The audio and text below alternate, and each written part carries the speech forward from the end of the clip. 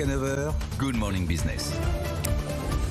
Et notre invité à 7h45, c'est Jean-Christophe Repon. Bonjour, président de la CAPEB. Vous représentez les entreprises artisanales du bâtiment, 60 000 adhérents. Aujourd'hui, ce sont les assises du bâtiment et des travaux publics.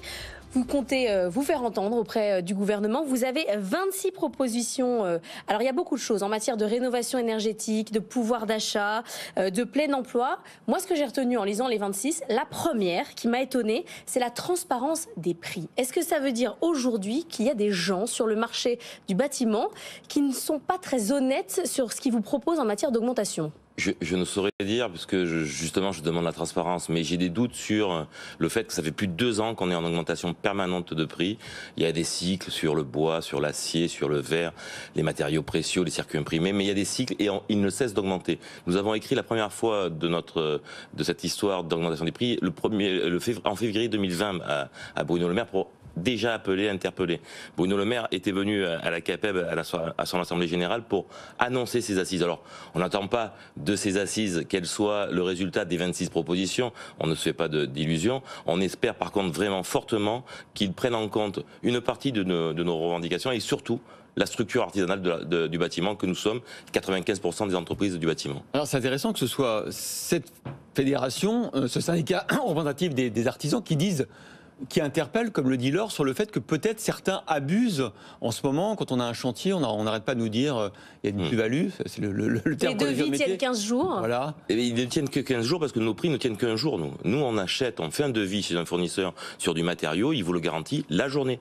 Paiement comptant. Donc qui est-ce qui abuse ? Ce ne sont pas les artisans, ce sont les fournisseurs ? L'artisan n'abuse jamais, par principe, mais il est responsable. Mais d'évidence, pendant 1 an, on n'a pas répercuté les prix, la hausse des prix, et là, on ne peut plus tenir si on veut garder nos marges et continuer à travailler. Au fond, c'est la même problématique que dans les discussions entre grands distributeurs, agroalimentaires et industriels. Vous dites, il y a quelqu'un qui, dans la chaîne, ne joue pas le jeu. Joue pas totalement le jeu ou manque de transparence. Et nous demandons justement peut-être une mission parlementaire. On a vu le président de la commission économique, M. Gasparian, qui est prêt à rentrer dans cette démarche-là. Et on met les choses à plat et on regarde qui fait de l'augmentation la pénurie, la crise ukrainienne, la sortie de crise Covid, la hausse de l'énergie.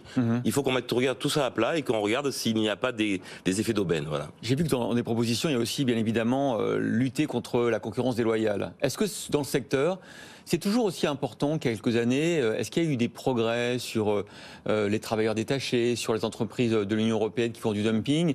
Est-ce que ça s'est... Il y a eu des lois, est-ce que ça s'est amélioré? Pas suffisamment à notre goût. On a deux visions. On a la concurrence déloyale sur la mission, enfin la vision européenne, mais on a aussi ce que l'on juge comme déloyal des fois, la micro-entreprise. Et surtout, c'est pas tellement la personne qui symbolise la micro-entreprise. Nous, ce qu'on revendique, c'est la précarité du micro-entrepreneur. C'est-à-dire que le statut de micro-entreprise ne fait que des travailleurs précaires à longue durée. Donc nous, on essaie de dire, essayons de donner la capacité sur 2 ans de regarder si on est fait pour cette activité, en activité principale, et si on est fait pour ça, on bascule dans un régime de droit commun. Il y a une vraie ubérisation de votre profession. Ça représente quoi aujourd'hui en part d'activité, les travaux qui sont faits par des auto-entrepreneurs?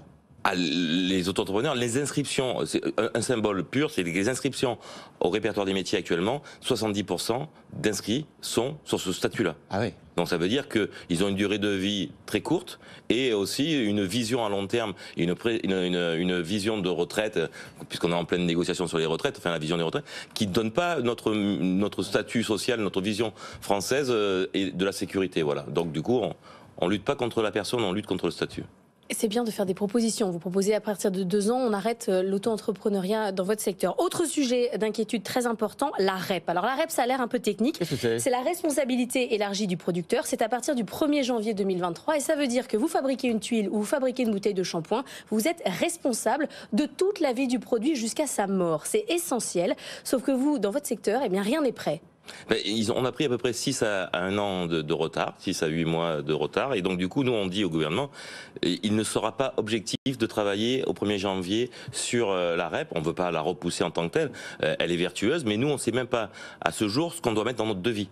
Donc ça veut dire que nous demain on a des devis qui sont prêts déjà, on a 101 jours de carnet de commande, on ne sait pas quelle ligne on doit mettre parce que nous aussi on doit la répercuter cette REP. Donc ça veut dire que les éco-organismes ne sont pas agréés à ce jour, peut-être aujourd'hui et on doit être prêt au 1er janvier. Et ces éco-organismes doivent aussi derrière signer avec l'ensemble des communautés de communes, des mairies ou des enlèvements d'ordures, donc Vous attendez déchets. un délai que Bruno Le Maire pourrait annoncer? Qu'on soit en capacité de faire déjà de la pédagogie auprès de nos artisans qui vont comprendre le système de REP, et puis également que le sujet soit prêt. En un mot, ça veut dire quoi? Ça veut dire que le risque, c'est des risques juridiques, c'est que vos artisans soient tenus responsables pendant X années d'éléments de construction dont ils n'ont pas la maîtrise. Tout à fait. Puis nous sommes dans les deux champs, puisque nous avons des artisans poseurs qui ne sont pas donc pollueurs, enfin qui ne sont pas dans la REP, mais nous avons aussi des artisans qui transforment. Bien sûr. Ce qui veut dire qu'on sera dans les deux niveaux d'implication. Donc on a besoin de temps pour que le réseau soit prêt et qu'on ait de la pédagogie pour expliquer tout cela.